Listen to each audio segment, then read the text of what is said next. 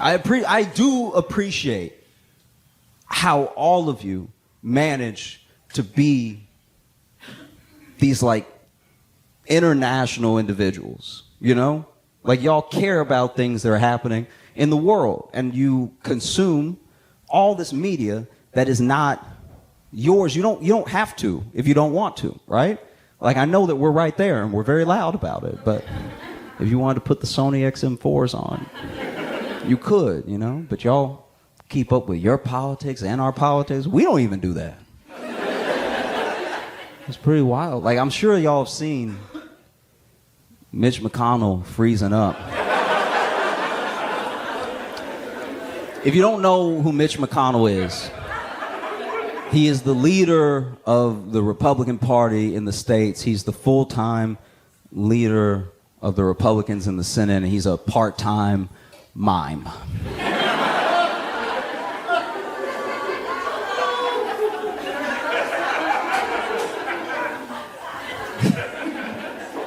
And I know you're wondering, you're like, how is this happening? We're wondering the same thing. How is this happening?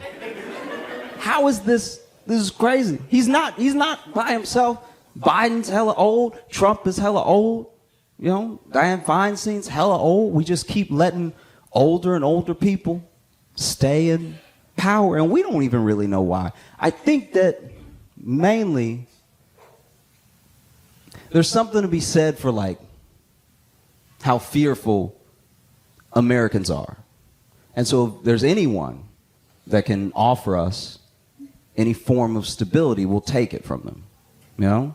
And that's what you get. You get people who serve 19 terms and everything. Came in. The fact that this man froze while they were asking if he was going to run for re-election, I think that was God answering for him. That's crazy. If you didn't see the video, basically they're like, would you be running for re-election? And then he went, huh.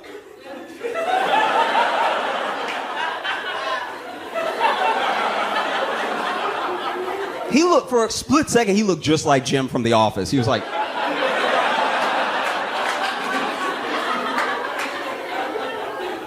And then his aide walked up and they were like, did you hear him? It's like, hearing's not the problem, ma'am. You know? And there are some people that are like, oh, leave him alone. He's an old man. It's like, all right, well, just because you're old doesn't... Being old isn't a virtue. He was shitty all the way up until then, so... Do you know what I mean? And look, I hope...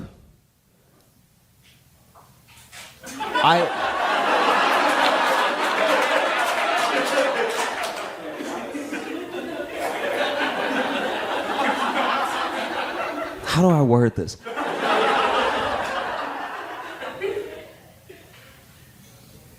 I hope he's able to maintain his health as well as the first responders from 9/11 that he voted against funding are able to maintain theirs. You know, like I think that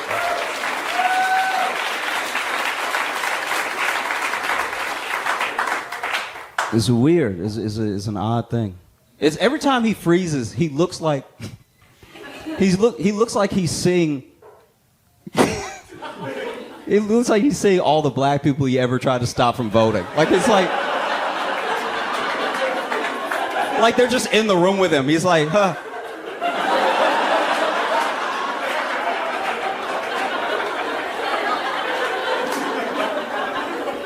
That is a lot. I know you're wondering, how did this happen? How did we get here? How do we end up staying here? Because he's not the only one. I'm not even picking on Republicans, really. There's old Democrats. There's Democrats that you're like, how is this the person? Surely someone else believes what they believe and is like able. Do you know what I mean? Surely, right?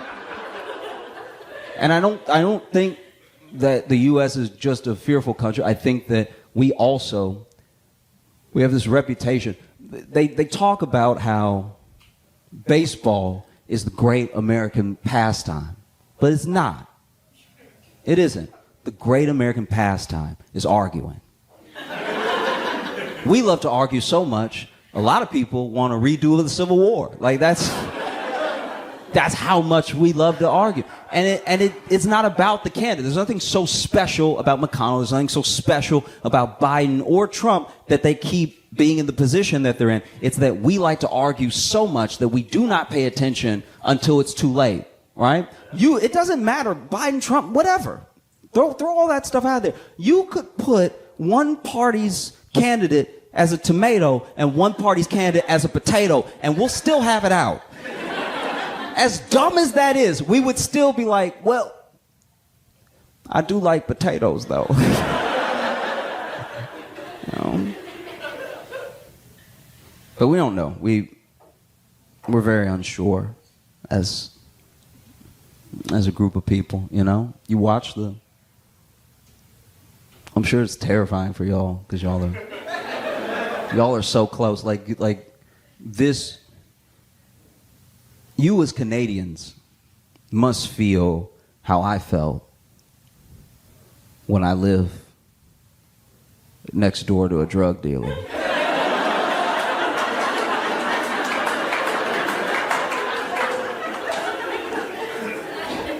Had nothing to do with me. It was none of my business. But I don't know. You'd hear stuff through the wall, and you're like, am I in danger?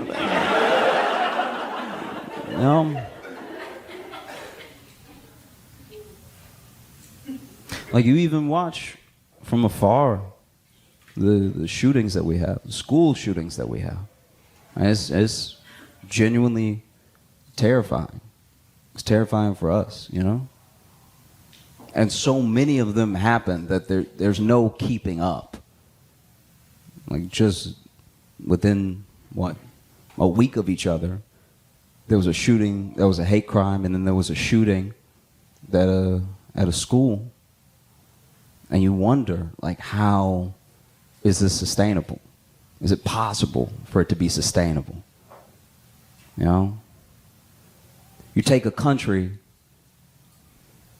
that has this much crippling student loan debt, and you carpet bomb it with a bunch of school shootings. It's no wonder we don't like to read. Shit feels dangerous.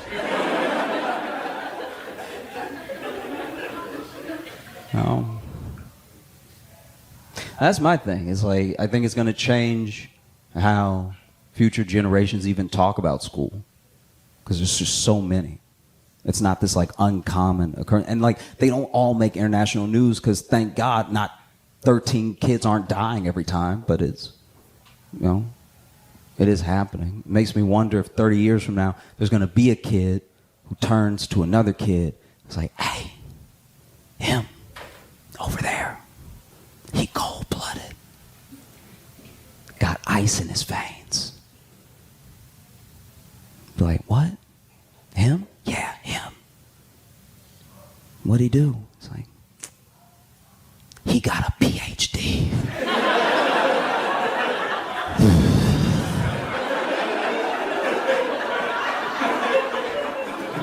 He went to school every day. He doesn't give a fuck.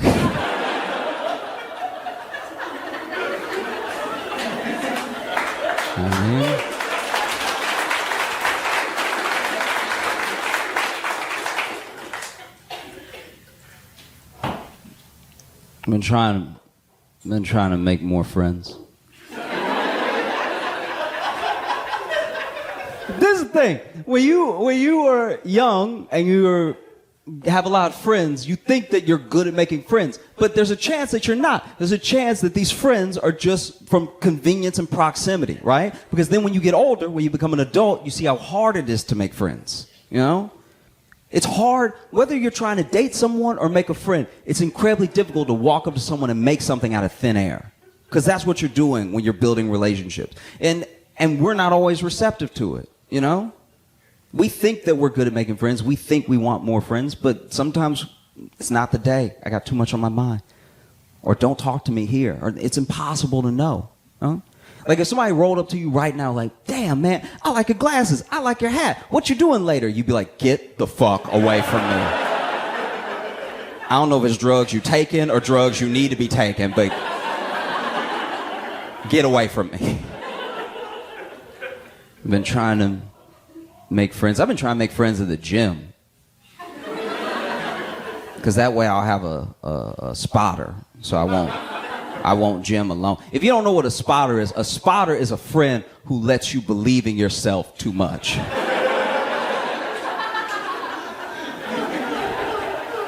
You go to the gym together and you're like, I think I could push 300. And he's like, we'll see. So I did it. I made a friend at the gym. I was working out and I saw this guy, and he basically was on the machine that I needed. So I was sort of waiting around. And have you ever met someone? Have you ever met someone that has been to so much jail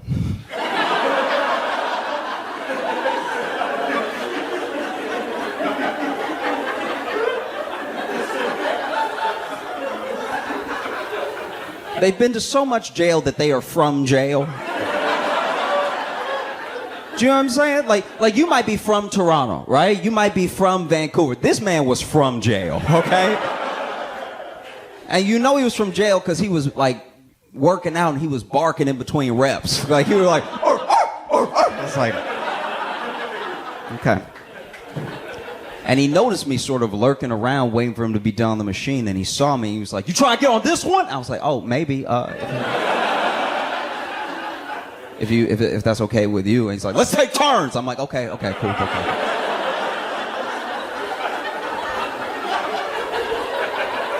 And so we did. We took turns, and I did my little like, and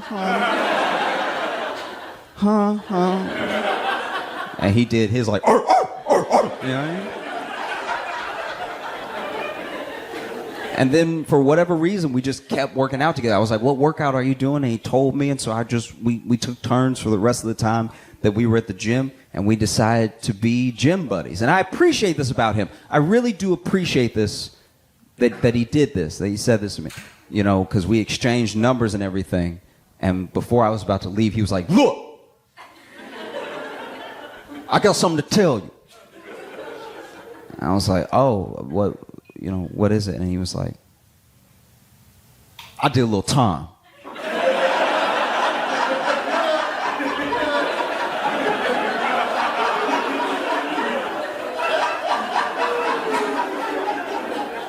Have you ever had someone tell you something that they thought was a secret?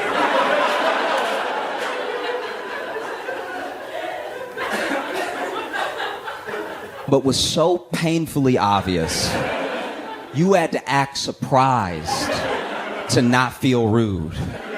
So then he said, I did a little time. And I was like, oh, time where?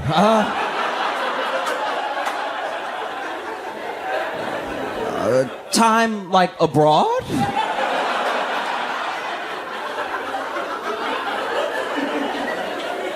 And he was like, no, the pen. And I was like, oh, yep, fair enough. Okay, I got you. And so we decided to be workout buddies. And next time that we're supposed to meet up, I was late because I got off work late. So now I was heading there, and I'm excited to see my new friend, my new gym buddy, my new spotter. And as soon as I see him, I'm thinking he's gonna have a smile on his face too. This man is pissed, right? I walk up, he's like, where the fuck was you? Okay. I already started working out. I already did chest, already did back, already did stomachs.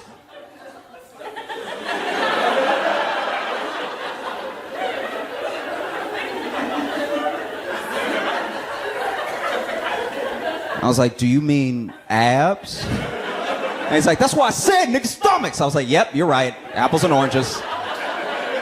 Fair enough. So, you know, we started working out, and it occurred to me that, like, if I really want a friend, the other thing that we do that stops people from being close to us is we, like, have little departments and categories for every friend. And sometimes we try to keep them there. Specifically, oh, I want you there this is as far as I want the friendship to go. And then we wonder why we don't have anybody close to us.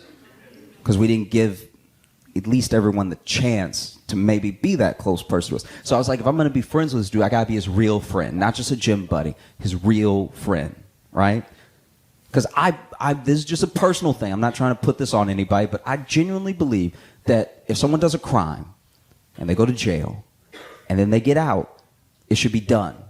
They paid their debt, and now it's time to move on, or else what re-ingratiates them back into society? Why change at all? You know what I mean? So I'm trying to do my best to like be his real friend. So I invited him to brunch.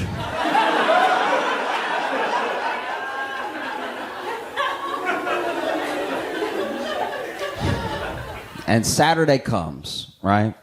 And he shows up to the brunch spot that I picked out, that I told him to come to, with the biggest brown bag I've ever seen in my entire... I didn't even know they made brown bags this big. It was a brown bag, might as well have been a garbage bag. This was crazy big, and it had a huge Tupperware of lasagna in it. And I was like, oh, why'd you bring that? And he's like, it's brunch, isn't it? I was like, yep.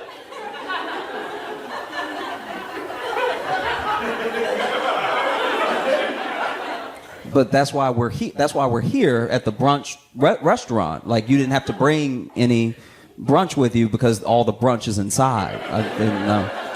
And he's like, that's not what you said. I'm like, I understand. I didn't tell you not to bring anything. That's my bad. I didn't realize I needed to say, don't bring, all the brunch will be inside when we get there. And he's like, but it's brunch. And I was like, oh, yeah, you keep saying that, and I don't know what you mean. He's like, it's brunch. I brought my lunch. I was like, oh, this dude went to jail before brunch was invented. Okay. Cool. But my man loves $13 mimosas. I know because I was paying. After he finished one, he's like, let's get another one. I was like, well, let's implies both, but yeah, whatever. But it's great. It's a great friendship to have because, honestly, this dude, I can't say this like as a blanket statement, but I will say, if it's possible, you know, one of the things I think that makes society better and would help and re-ingratiating these people back into society is if everybody had a friend who had been to jail. Because I will say this, a friend who's been to jail knows exactly when to leave a party. I went to a party this dude invited me to. I'm there for 12 minutes. And he's like, we need to get out of here. And I was like, oh, okay. And the next day I saw that party on the news.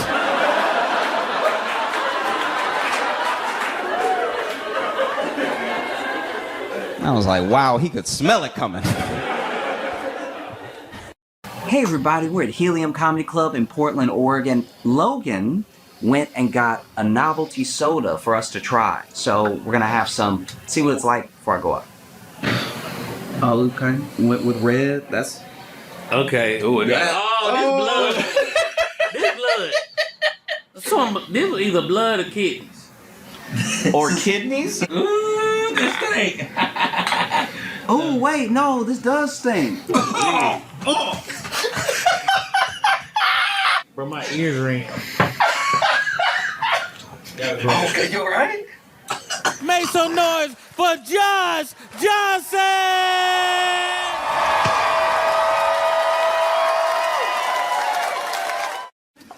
I didn't know that we just wouldn't care anymore.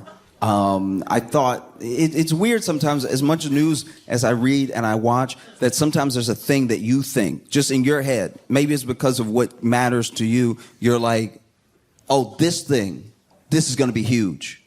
You'll see a thing, whatever it is, and you'll be like, this is the thing that's going to wake people up or freak people out, or no one's going to be able to stop talking about it, right? Different for all of us. But then, I don't know if this is a universal experience, but I think it is. Eventually, you get disappointed. You realize, like, oh, wow, this isn't as big of a story as it should be. People don't care as much as they should.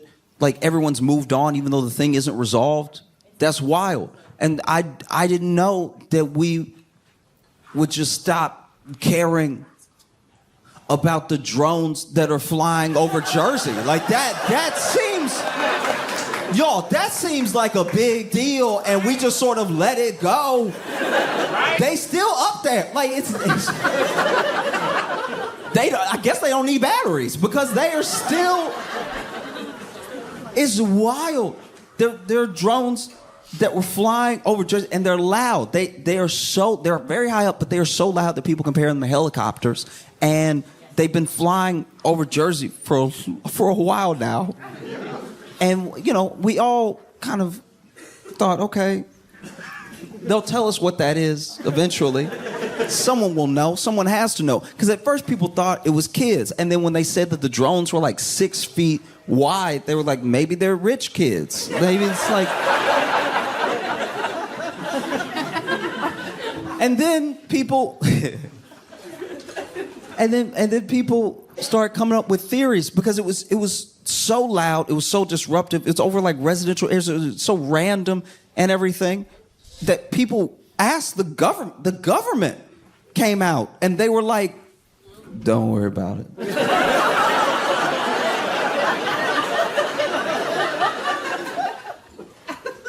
Don't worry about it. The government has never said don't worry about it. Y'all, the government said don't worry about it in American history. The government, I would honestly tell you to watch at least like one White House press conference, one like hour of C-SPAN. The most asinine, insane, minute questions get asked of the press secretary. And I'm not saying they always have a legitimate answer, but they always at least try to answer the thing in some capacity, no matter how dumb it is. They never say, don't worry about it. That's never been the tact that the U.S. government has taken. Don't worry about it. We shot a balloon immediately. Remember that balloon that we couldn't tell because none of the pictures looked clear enough if it was a child's balloon or if it was actually a spy balloon? But we shot it, I think, with a missile and said, that was a spy. That looked like China. We've still never fully confirmed that, by the way. No one has come out. China hasn't been like, we did send that balloon. That's our bad. We were feeling festive. We were playing. It's never happened. That is crazy. Don't worry about it. There are brown people just alive in other places and the government's worried about it. Like that, don't worry about it. That's crazy.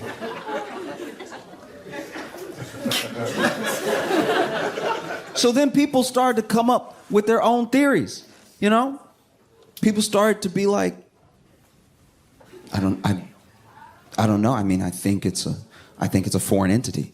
I think it's a foreign entity doing reconnaissance. They're spying on us. It could be China, could be anybody. They're using these drones to spy on us. And I was like, okay. Maybe China sent a drone as loud as a helicopter with lights on it to spy on Tony's house. Like maybe there is a foreign government that has the money and the resources to send so many. It's like a bunch of them, so many drones over that can just stay up in the air forever and can evade when people try to like shoot them down and everything. Maybe a government has all the money and technology to do that, but they don't have Google Earth.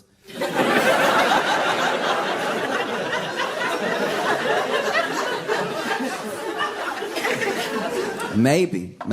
And some people think that's very dumb. Some people think, oh, that what an idiot. Who would think that? But you know what it's not dumber than? Don't worry about it. That's the dumbest thing a person could say.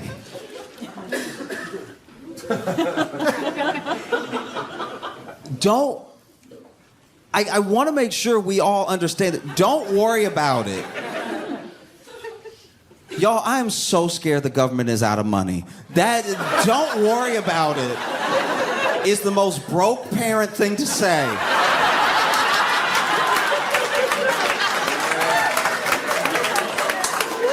Yo, don't worry about it. When I was a kid, my dad drove, I think it was a 92 Corsica. And if you don't know what a Corsica is, you're doing great. Don't worry about it. But he drove this 92 Corsica, and the Corsica had a hole in the back on the floor. There was a hole. And one day I just went ahead and said something. I was like, hey, Dad, I know that you drive and I'm back here, so you up there a lot and I'm back here a lot, so you probably didn't know what was... I'm just letting you know what's going on back here because you always up there and I'm always back here. But there is a me-sized hole in the floor of the car. So just in case you ever pick me up and then you don't see me and you're like, I swear I just picked him up. Where is he? I probably went through the hole that's in the back of the car because there's a hole. I see the road and we are going fast. There's a lot. I thought we were going fast when I looked out the window. When you look through the hole... We're going light speed. Okay? So what are we going to do about the me-sized hole in the back? And he was like, don't worry about it. And I was like, that's because we don't have resources. Okay.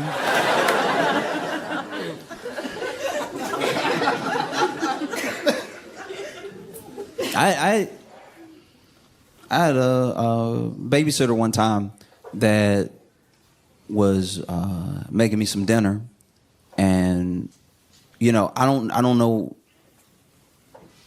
I'm assuming that the babysitter could only cook what we had in the pantry, and I don't know what the ingredients were, but then when I was served the dish.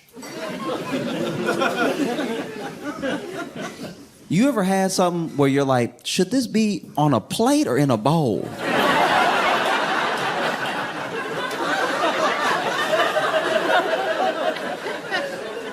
Because it has enough girth to stand on its own.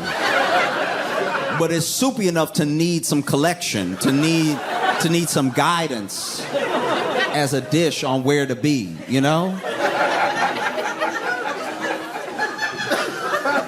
And so I asked my babysitter, I was like, what is this? And she was like, don't worry about it. And I was like, oh, okay. This is a broke meal. That's what's been cooked for me right now, is something that only happens when you have ingredients that cost 23 cents and you put them all together to make a full $2.25 meal. The only thing that you did to cook it was add heat, but you didn't cook. It's all hot.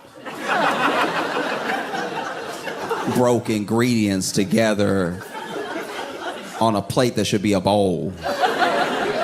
Because there's a lot of water running off the side. But don't worry about it, all right? Okay.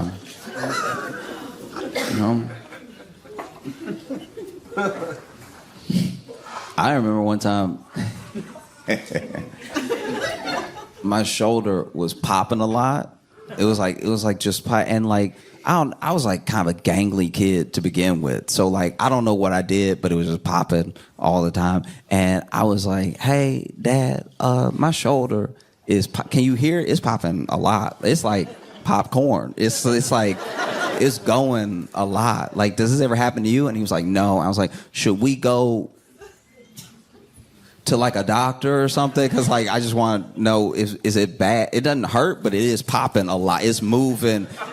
It doesn't want to be my shoulder anymore. It's moving all up in there while being kind of still, but like it's not. It doesn't hurt, but it's a lot of movement. And my dad was like, "Don't worry about it." And to this day, my shoulder pops quite a bit.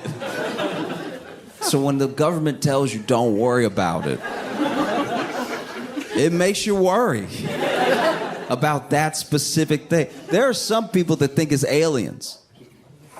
They think that is aliens that are trying to make contact and bolder than ever letting us know that they're here, that they're visiting. And okay. I don't think it's aliens because I just don't know if aliens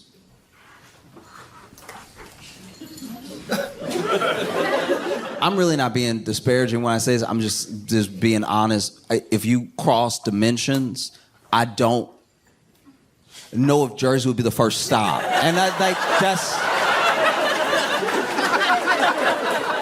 And I know people from Jersey, and they will tell you if I cross dimensions, I'm probably hitting up, Cairo. I'm hitting up someplace that's a bit more exotic, But mostly I just hope it's not aliens.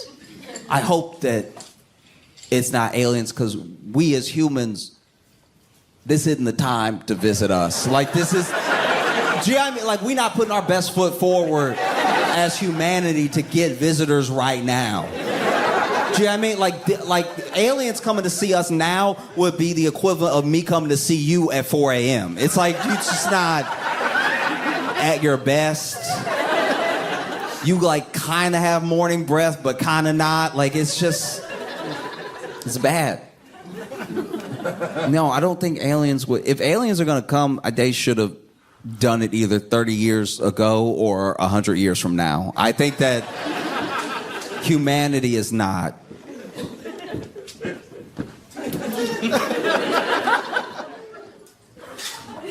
We're not good for visiting right now. You know what I mean? Like it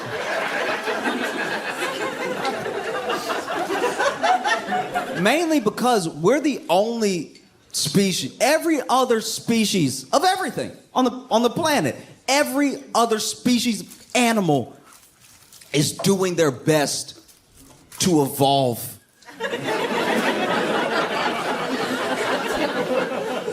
They're trying to go in the direction that forwards the species that, do you know what I mean? That they will still be around, hopefully. In spite of us, by the way. They're doing everything that they can to still be... Frogs! Frogs have the sense. There will be a frog off by itself doing something weird that the other frogs are like, don't go over there. Don't, like, that's not gonna help. That's not helpful at all. And the frog will be doing something like jumping upside down or whatever, like just bouncing upside down over and over again. And the other frogs are like, don't mess with that. Because they know it doesn't help. They don't look at that frog and go, he just asking questions. Like,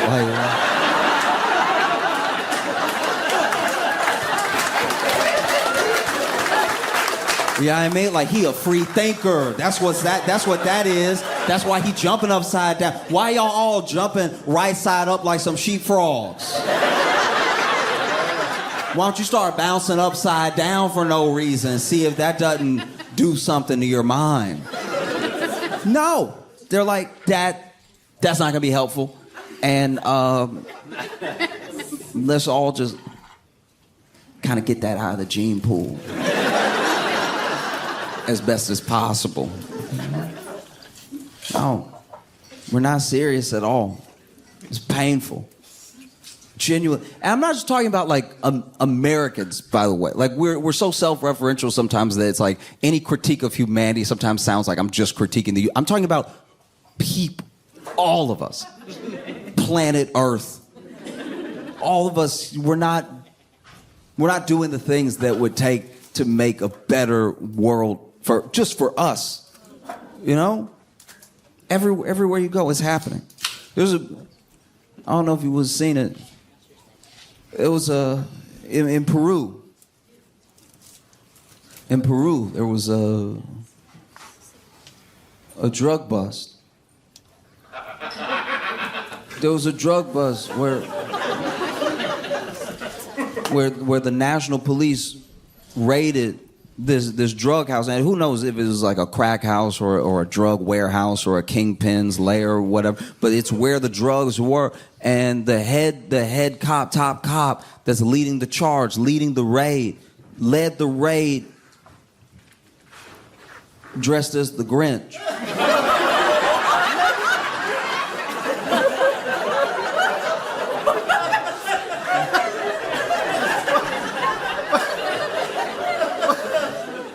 That's unfair to everybody in this situation, all right? That's not right. Imagine, you in there. You deal drugs, you cook drugs, whatever, but you putting the drugs in a little baggie. And then you hear a boom, boom. Somebody has knocked down your door. And you look up.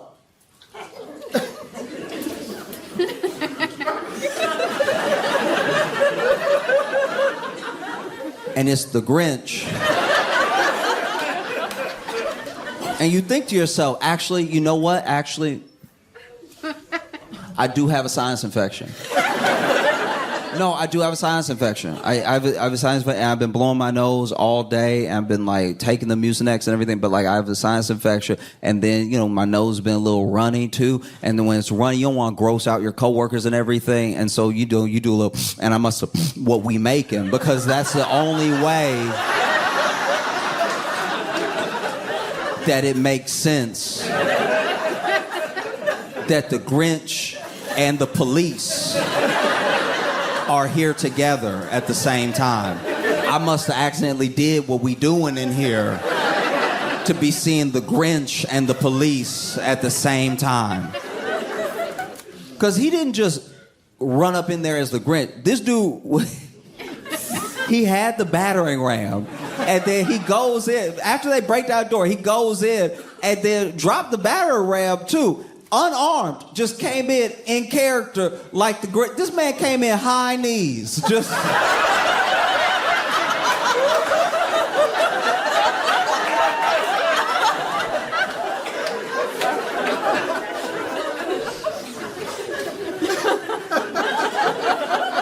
This man came in high kneeing like the Grinch. That's unfair to the police officers doing the raid, because imagine you about to raid this house, right? And you don't know what could be in there. If they got drugs in there, they might got money in there. And if they have money in there, then they probably got some weapons in there to protect that money, protect those drugs from other gang members or just from the police, right? So you are about to risk your life going in. You fit it up. You have the AR-15 and everything. You getting ready to go. But then ahead of you,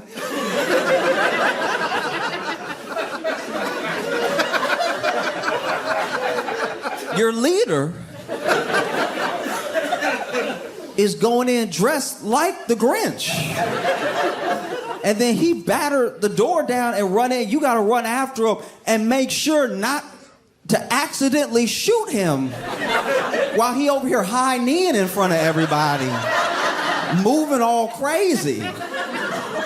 Because they did everything like you would normally see in a raid, like get on the ground, everything. But then the Grinch. Sometimes people try to get in character, and I don't think they understand the character, because I need to listen to it again, admittedly, but I swear he was making noises that the Grinch doesn't make. So then they were like, get on the ground, get on the, and then he was like, it's like, that's not in there though. That's not in the movie. That's not in the book.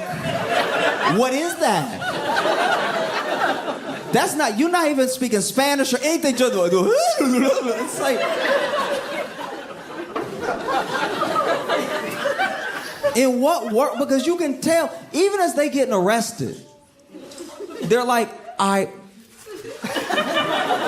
is he with y'all? Like, no, I'm getting on the ground. I'm asking though. Like, he like, He's just moving all weird in here. Like, what is that? I'm getting on the ground. I'm just saying.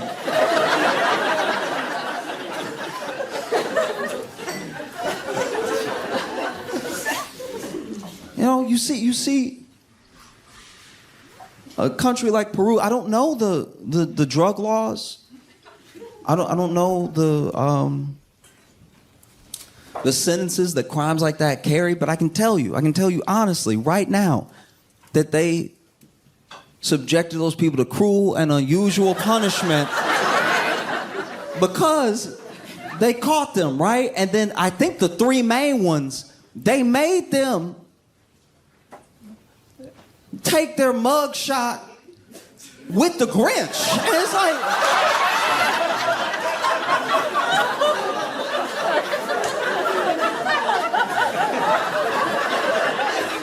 What other reason could there be other than to ruin a person's life? To completely diminish all street credibility than to make them take a mug shot with the grit. They over here, and I'm sure they didn't answer any questions, because if you can Google this, look at the picture later, you see them in the picture being like...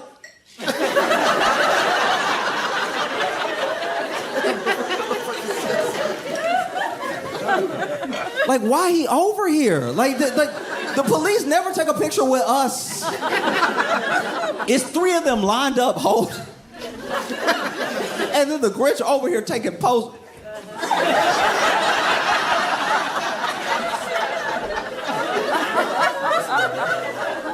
Looking all proud.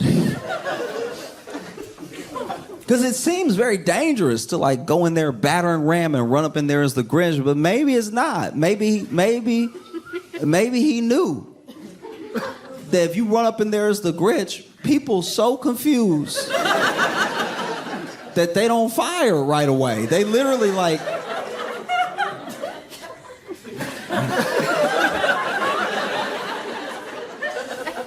You see the Grinch, right?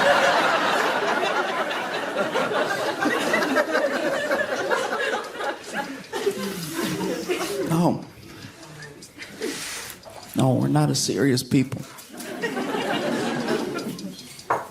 Not at all. No.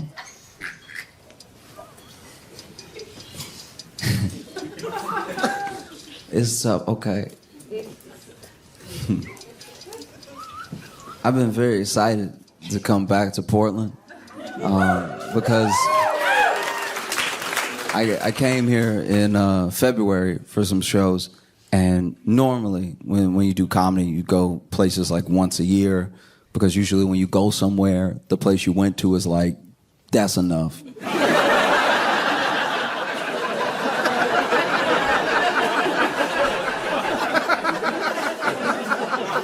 We get it. We get what you do. Give us some time. But I was able to come back, so soon, and I love being here. I love doing shows here and everything. I love coming to Portland because y'all don't wait. You hit people with Portland as soon as they land. Like, it's like...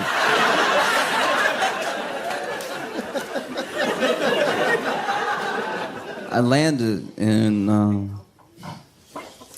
Portland, and my Uber driver to a hotel told me everything.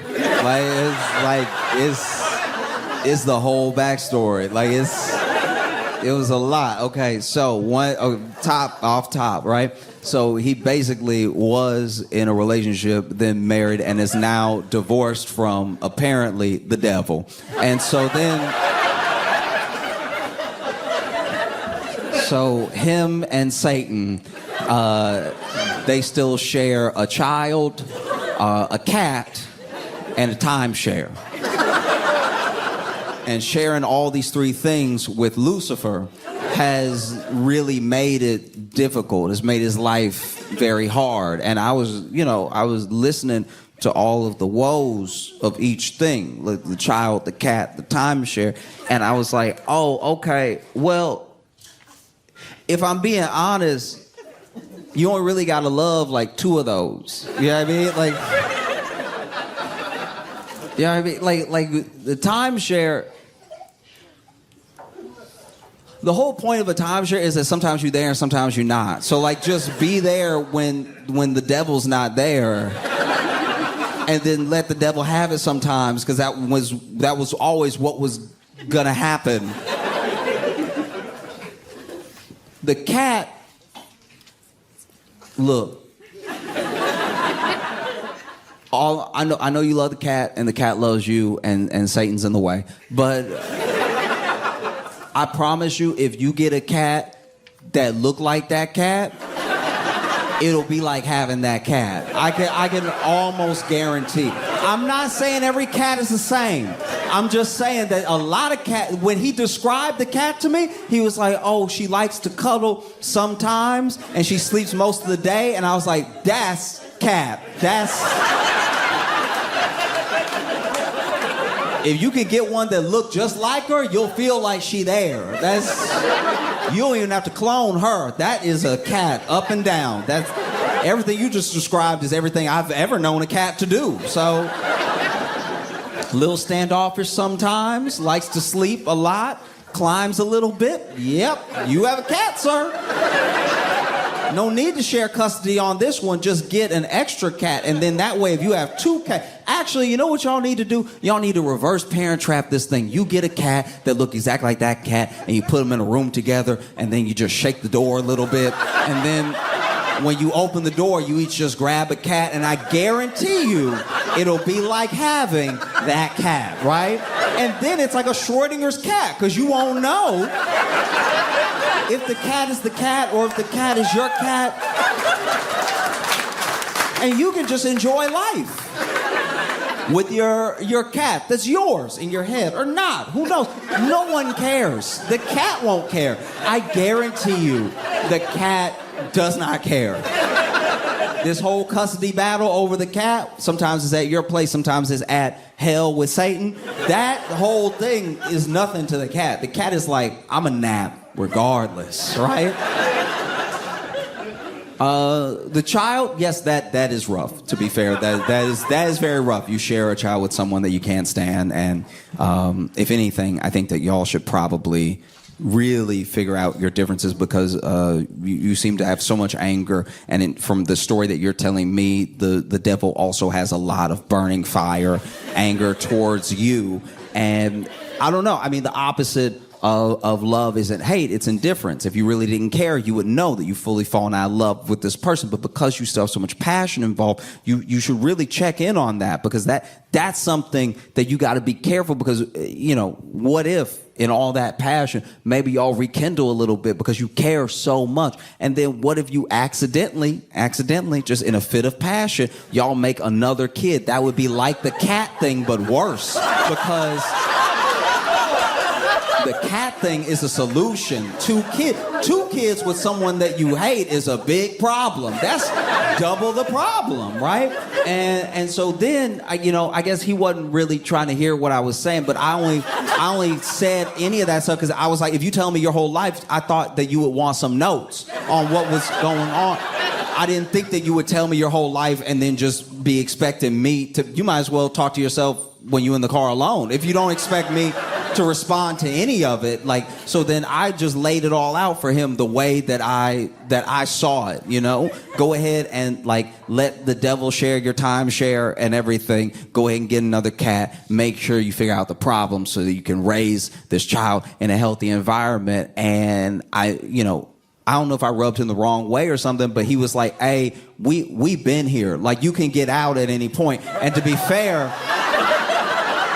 we had been at my destination for 15 minutes. I was just sort of in the car chopping it up with him because honestly, we got to my hotel during the timeshare portion. So the cat and the kid was just, I was trying to get my thoughts out real quick, and he was like, yeah, but I do, this is my job, and I'm trying to leave, right? And I was like, all right, but I just thought that maybe it would be helpful. Yeah, I thought would help, to let you know. And like, hey, you a good person and everything. You clearly an open person. You told me everything, and you don't know me at all, and you don't know who I'll tell. And so the idea that you're so trusting is like both a pro and a con of being in relationships, because it's like you're trusting enough to like pour out your heart to a total stranger, but also sometimes that trust can either be betrayed or misused, which is what it sounds like the devil did to you according to your story and everything. And he was like, I can get your suitcase for you if you need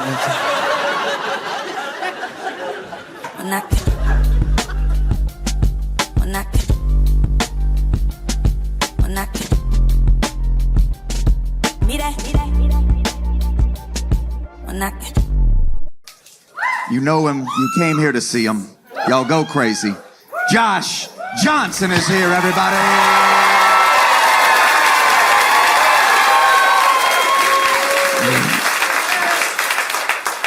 My friends had a baby, right? And a lot of my friends are having babies either this year or some of them already had them last year. Basically, since the pandemic, I guess my friends have had a lot of time together.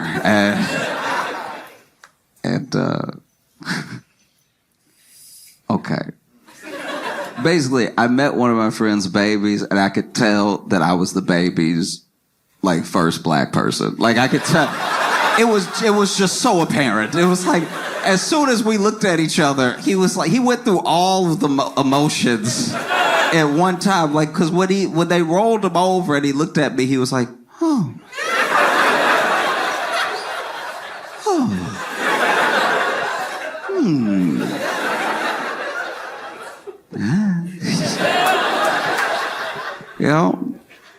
And it was an odd feeling. I didn't even bring it up. I could just tell. You know what I mean? Like, I could feel it. And look, I'm not even saying it's the baby's fault. The baby got a white family. Hadn't got around to exploring the world yet, I was the baby's first black person, and it made me think about, I don't know if I fully remember the real first time, but I kind of remember what I at least think was me meeting my first white person. It's very important that the day before this happened, I was at like a family picnic, right? I was at this family picnic, and extended family had come. So I'm seeing cousins I don't normally see, and like all of the older people are there and everything. And so some of the kids are playing, some of them running around, right? There was one kid that was running around, knocking a bunch of stuff over, one of my older cousins, right? And he had to be like maybe 8 or 9 or something, but he's running around, and his parents were telling him, hey, slow down or stop or be still real quick. We're about to eat, all that stuff. And then he's still running around, knocking drinks over every once in a while. And finally, my great aunt, his grandma, as he was passing, she did that grandma move where she just snatched him real quick, right? Like, even his parents couldn't catch up. His parents were running like, come on now. She was like, pow, like it was incredible. She snatched the little arm and stopped him right there. And then she looked at him and he looked at her. And then she said through her teeth, so you know she meant it, right? She was like, if you don't be still, I'm going to slap the black off you.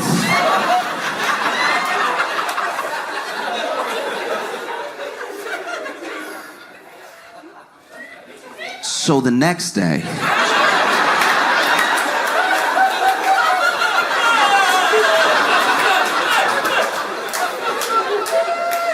when I met this kid,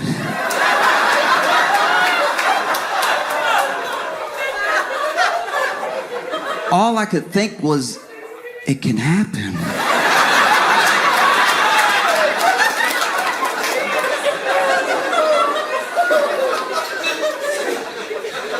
Ooh, I gotta be extra nice to him. Something clearly going on at home. I was watching documentary about like serial killers and like sociopaths and stuff, and how basically they do these profiles where they try to identify whatever these like specific things are with their personality that make them the way they are, right? A lot of the traits and a lot of the signs. And one of the things they were saying in the documentary is that one of the best things you can do for anyone that's suffering from these sort of things is to find it as early as possible. That way you can help them before they do harm, you know? But then they also said that it's difficult to identify some of these traits when people are kids, because a lot of the list of what like psychopaths and sociopaths do as kids is a list of things that kids already do. Not the full list, but like a considerable amount of it, you know? And one of the things in the list is long-term bedwetting, right? Like bedwetting at like 13, 14, whatever, right? And it triggered a memory for me. Because when I was little, I had to be like 12 or something. I got invited to a sleepover, which was a big deal for me. I'm an only child, you know. Getting invited to a sleepover as a kid is like going out to the club as an adult. You know what I mean? It's the same energy. It's like me and my boys ride tonight. And so we got over there and we're having a great time. We're watching movies, we're playing games, we're like in the yard playing football and stuff. But it wasn't until it was time to go to bed that I realized that there was a hierarchy here. Because the kid who invited us, that was hosting us, only had so much room in his room.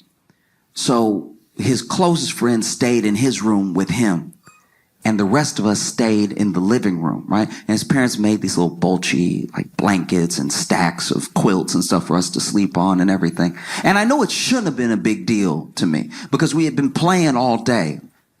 But if you've ever been to a sleepover, you know that when you're supposed to be asleep is when the good stuff happens. That's when the real conversation is had. And that's when all the memories get made. And I'm out here in the living room with the losers. So I get ready to go to bed, right? And I was laying with this other kid because it was 2 to each for everything. And it's not really important to the story, but the kid's name was DeMarvin, right? And so we fall asleep and I wake up middle of the night. Don't even know why I woke up, you know?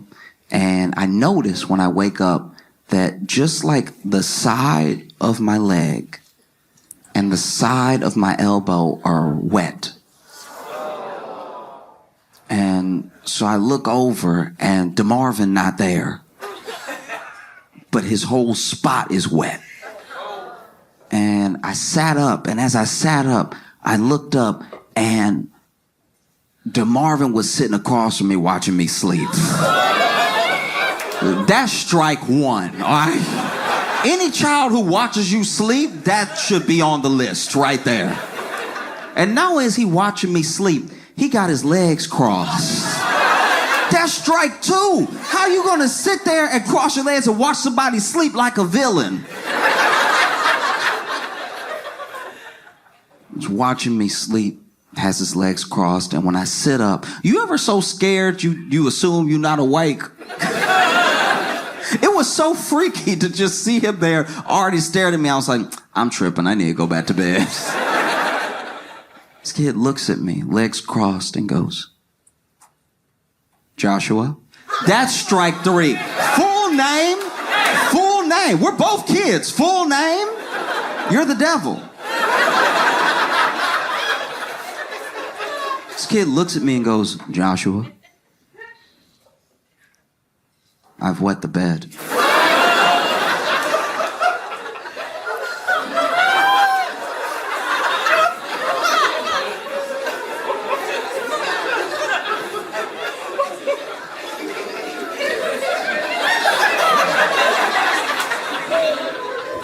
But I'm gonna tell everyone it was you. I'm not gonna lie, I was like, what? How does that even make sense? Like, I'm the side of my leg is wet. Your whole spot was wet. People saw you sleep here. What are you talking about? You gonna tell everybody that I wet the bed? And then he goes from this like crazy intense stare to his face softening, and he's like, do you ever change your clothes? And as soon as he says it, I get it. As soon as that kid says that, I fully understand. Because that's gotta be terrifying. You know, you're at a sleepover, maybe you don't get invited to many, and you wet the bed. You're around a bunch of 12-year-old boys and you wet the bed. You'll never live it down. Wetting the bed at a sleepover at 12 is like wetting the bed when you go out clubbing with your boys. It's like, you killing the whole vibe right now. I knew we shouldn't have invited Jerry. He wetting the bed. Can't handle his liquor at all. So as soon as he said it, I got it. I really did. I understood. I was like, dang, that's tough, right? I don't know what I would do. I wet the bed. I'm trying to make friends with other kids. I'm a living room kid as well, so I'm already a loser. And then I wet the bed. I wouldn't live it down. And so I looked at him. I was like, man, I'm sorry. I'm so sorry. I only have the clothes that I have. I don't have any extra clothes. And then he goes, oh, okay. And I don't know where he got it from, but as soon as he said okay, he grabbed a cup of water and he threw it on me, right?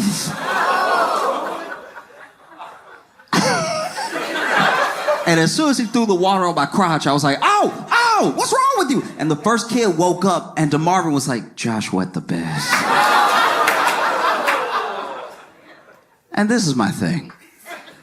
It would have been so much simpler to wake up in the middle of the night, realize that you wet the bed, go to the kitchen, which I'm assuming he went to, grab a mug, which I'm assuming he did, fill it with water, which he must have had, and then just poured it on me while I was sleeping. That would have been so much easier. I wouldn't have known. I would have woken up and been like, damn, y'all, I'm sorry. I thought I was done with this. I'm killing the vibe right now.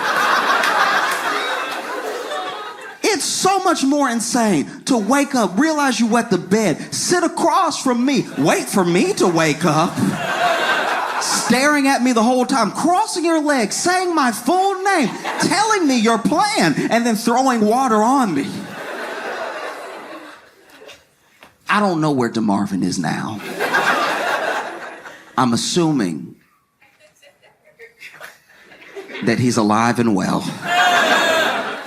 But I do know for a fact that someone, somewhere, is dead.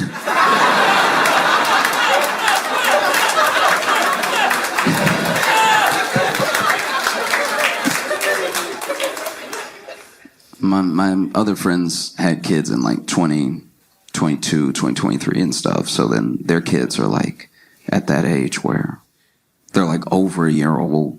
They're basically at that age where you keep still saying like months. You know what I'm talking about? Like, nobody can just say, like, 1.2. I don't know, it's just as accurate, you know what I mean? Don't make me do the math. Because anything past 12, I know 12 months is a year, right? I know 18 months, year and a half. Once you hit me with a 27 months, I'm like...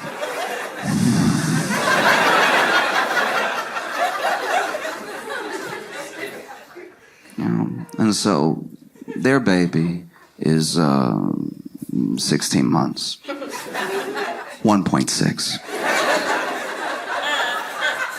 And they have a beautiful little boy, right? But it's funny, I didn't even think about this until I was hanging out at their house, you know. When it comes to our nature as people, right?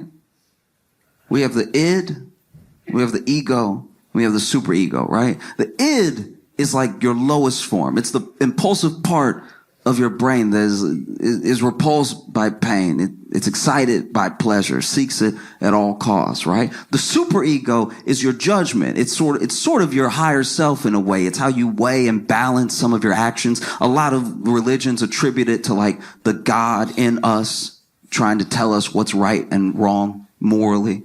And the ego is what mediates between the id and the superego. So then you'll have an id moment. Superego will judge it. Ego will process it, right? Id is like, I would very much like to sleep with this person. Superego is like, don't do that. That's your friend's wife.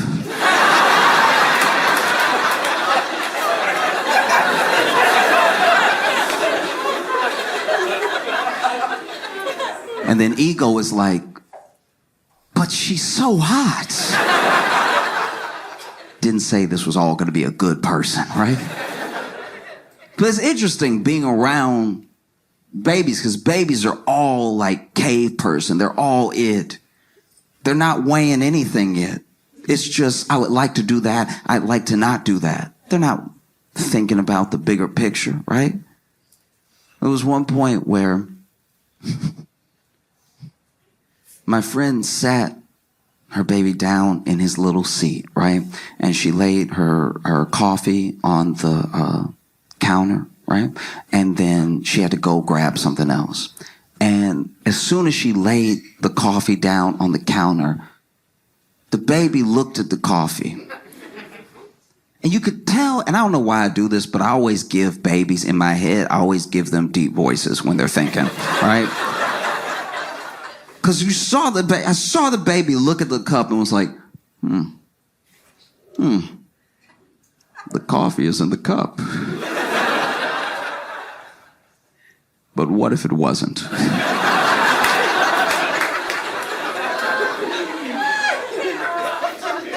And so then this baby went to knock the cup over, right? Knock the cup over and just go ahead and watch the whole spill. And I don't know how, but babies are fast and slow at the same time, right? Because so she sat the baby down, walked away. The baby looked at the cup and looked at me. I looked at the cup and looked at the baby. And I swear, as soon as I started moving to stop the baby was like, oh! As soon as we locked eyes, it became an emergency. I gotta get this cup over.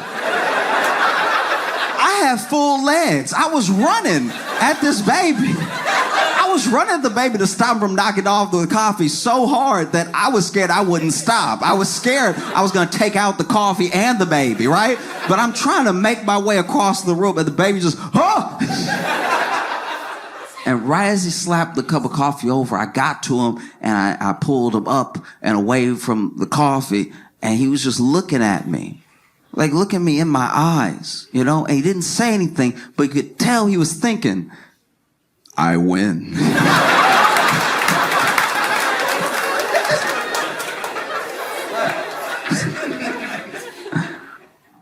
I don't know if y'all saw what's happening in LA. But the Archdiocese in LA just settled for $750 million with the lawsuits of everyone who had claimed abuse while they were patrons of the church.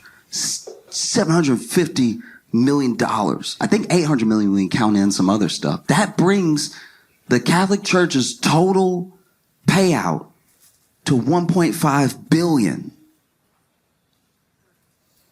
Anyone else would be closed.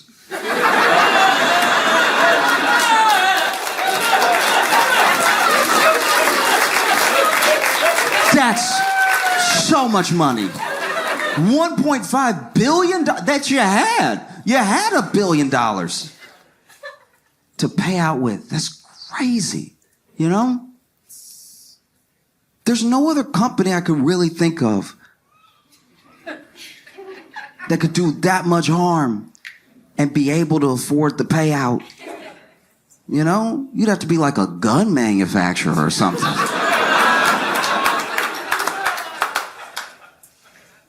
It's so jarring, you know?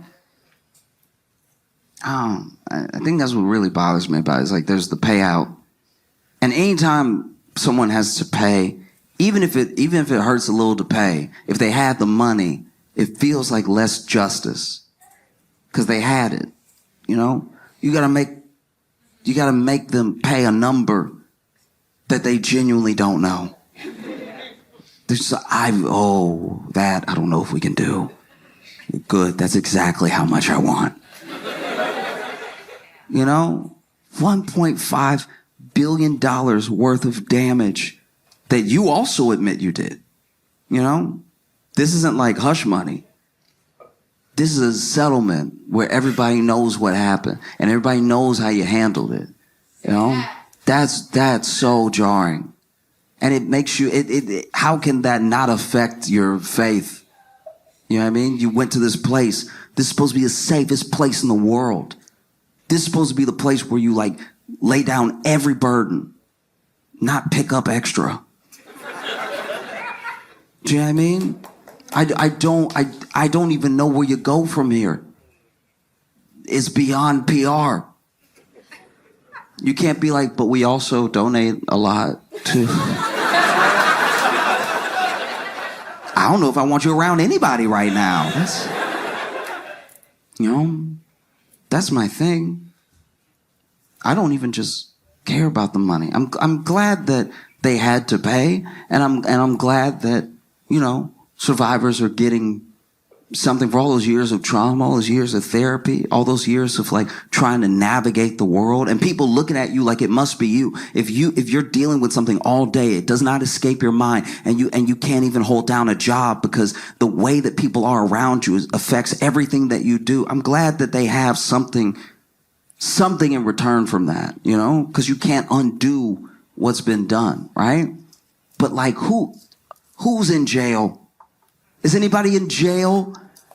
We always forget that jail would be better.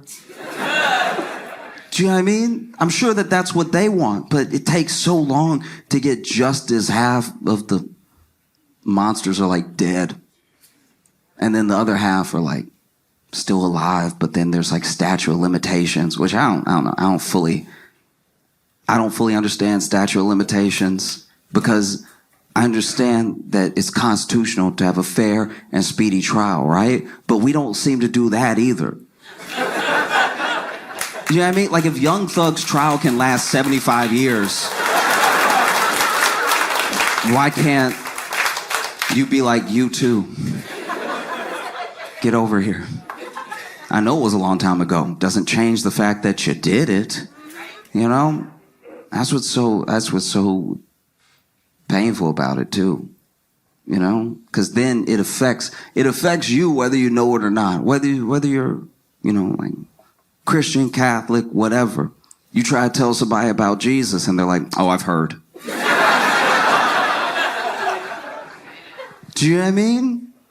It's a burden that we all carry. It's a weight that like is inescapable, and it happened to.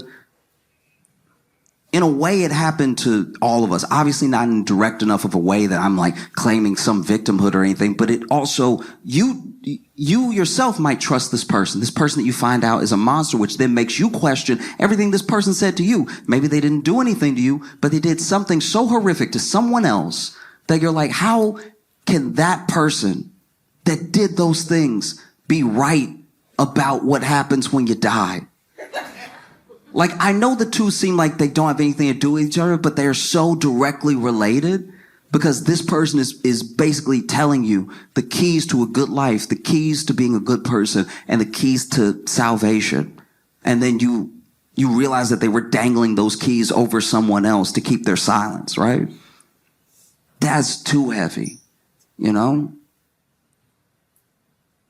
I don't even know where you would go from here. Because nothing that is said by anyone in the church seems to fill the void that the church has created, both between people and themselves and between the people who had harm done to them and the way to redemption. It's just so far, And the people writing now, the people who write for the church, the people who are the spokespeople, the people that we see, they don't have it like that really.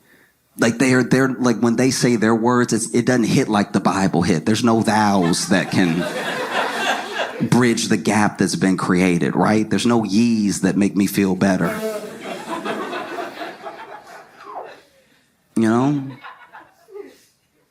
Because I don't know. What is the truth taught by a liar? Do you know what I mean? Even if you really believe it from the bottom of your heart, this guy, this Weinstein is going to be the guy who spreads the word? That seems short-sighted. And then how they handled it too, because they handled it like the mob would handle it. They didn't look at those people, those patrons, those souls that they have a responsibility to, that they took up the responsibility to. No, I personally don't know anyone who was made to go to seminary. Everybody there is a volunteer, you know? And so you'd find out. Sometimes it was the priests themselves telling their superior, I got a problem, right? And the superior was like, we'll get you out of town. That was the move for a long time. It's why so much damage was done. You know? If your toilet is broken, you get it out the house. You don't move it to another family's house to ruin their life. Do you see what I mean? You know what I mean? And it's just, I don't know.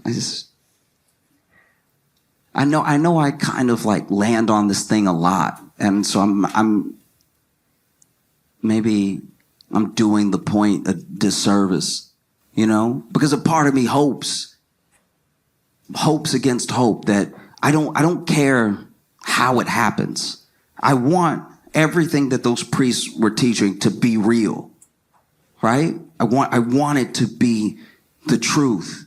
So that way we all know in our hearts that there's a hell.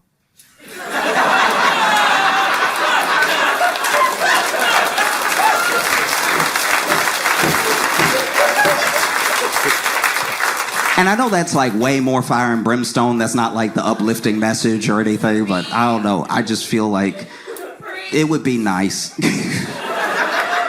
It'd be nice to, you know, finally get justice. 20 years too late, the person's passed away, and then you're like, nah, God got him. You know?